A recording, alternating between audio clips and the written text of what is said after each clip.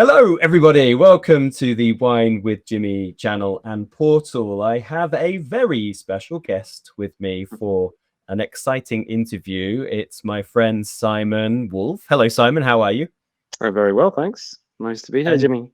this time we are still talking about a similar subject, of course, but we're going to go into quite a bit of detail about the world of orange wine. Now, a bit of background for everybody out there on Simon.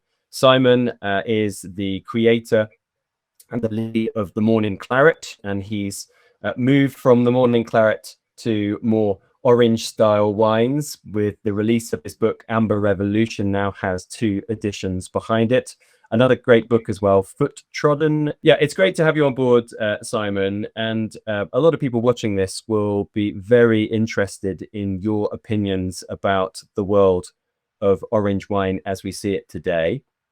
And I think the first thing that I'd really like to ask you is, in your own words, what would be the definition of orange wine, and how would you describe that to everybody out there? Well, the shortest possible technical description is that orange wine is a wine made from white grapes fermented with their skins. And That's it. I think it's interesting, Simon, if you talk about the etymology of the name as well, because in your ideal world, would you call it orange wine? Yeah, I think I probably would, but let me expand briefly on the definition, because I think to say it's a wine made from white grapes fermented with their skins, that's very technical. So sometimes if I had to describe orange wine to, let's say, a non-expert audience, then I might say it's a white wine made like a red wine. Yeah.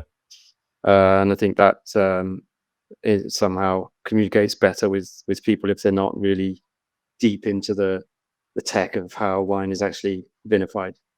Yeah, in terms of etymology, I mean, what we've seen is that, I mean, this was always a style that existed. This was always something that people did. This was always a way of treating white grapes. We didn't have technology, but there wasn't a name for it really. And somehow I think with the industrialization of wine in the second half of the 20th century and the globalization of wine, we became more used to these categories: white wine, red wine, rosé wine.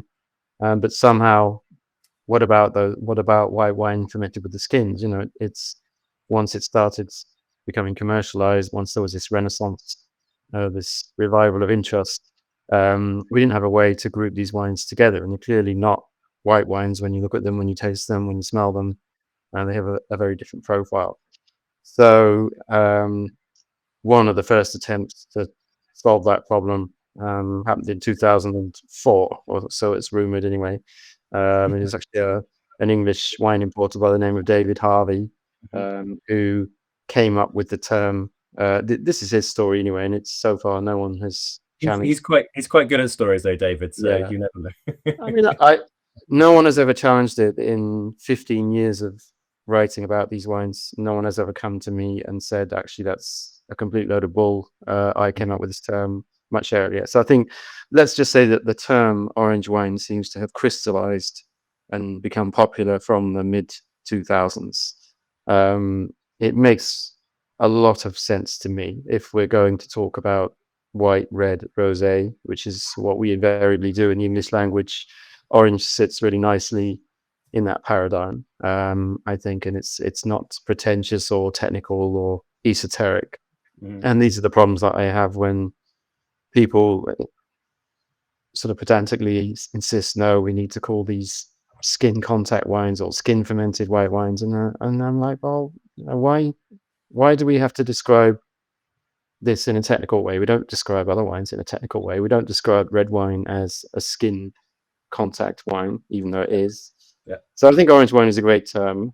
There is historical provenance in Georgia for the term amber wine that can be traced back to the early 1900s, if not before, and that tends to be the term that the Georgians prefer for their ancestral style.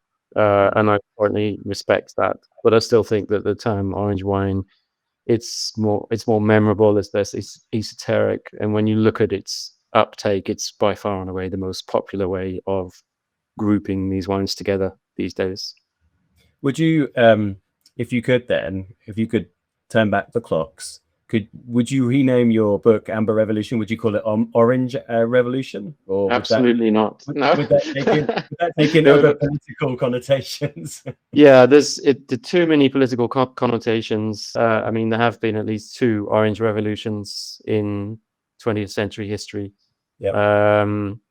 And it was important to me to, I wanted to give a nod to the Georgian tradition and to respect Josko Gravner's preference for the term, really. So there are very good reasons why the book is called Amber Revolution, but obviously orange wine is in the subtitle too. So no, I wouldn't change it.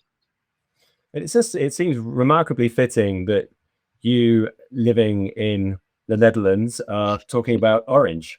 It just seems fitting. Yeah, I mean, it's nothing more than a coincidence, really. And I didn't move here for wine. I moved here in a previous era of my life when I was working in technology, actually, when I was working in IT. So yeah, it's coincidence, but it does make me laugh, and it is funny. We have a big celebration here called King's Day, for the King's official birthday, and it's become very popular.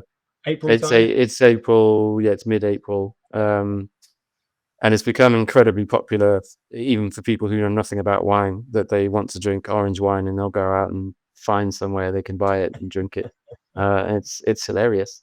Well, that's great. Actually, that's something which is we could talk about a bit later for market opportunities, tying it into people's celebration of the color of orange. Well, thank you. Yeah, thank you for the definition there. What I'd like to get in a little bit more detail is, we talk about that it's, you mentioned it's a white made as a red, or white grapes that are macerated on their skins. So when does it officially, in your idea, become an orange wine? How much skin contact do you need? Is it a color shift that you actually need, or is there kind of a timing on the skins that you think it can be? I wouldn't say so, no. And it frustrates me that people get so hung up about color, because if you look at how we categorize, let's say, red wine and rosé wine, color is not the defining factor.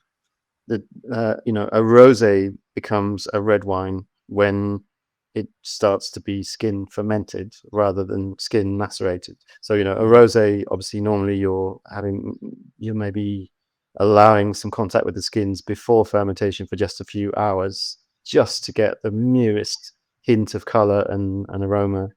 But the fermentation is happening without the skins.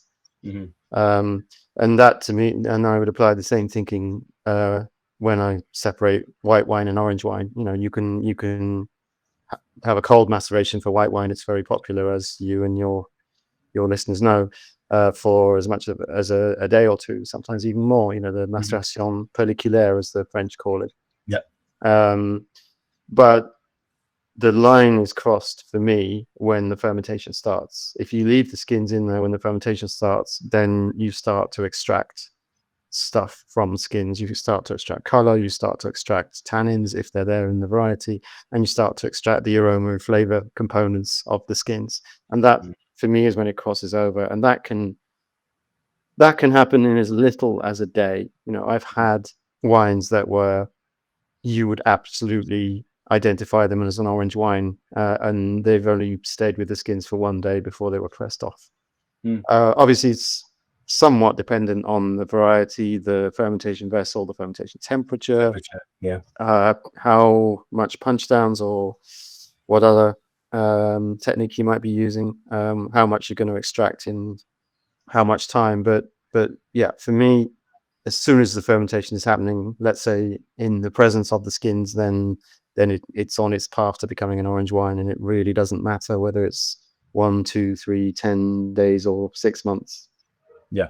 Okay. That's really interesting, because I don't think I've had conversations with anybody who's actually put it down in those specific details, saying that, you've got the pre-fermentation maceration, which is actually, as you mentioned, done for many wines. I did a masterclass on on Gavi wines only on the weekend, and many Gavi wines will go through 1-2 days pre-fermentation maceration, just to give a little bit more texture or whatever their reasons may be for it. But that line is interesting. You mentioned if it ferments, of course, you've got temperature, you've got all those different techniques that you're talking about, punch downs, and you've got more extraction coming through, and those different compounds are being extracted. Very interesting way of putting it.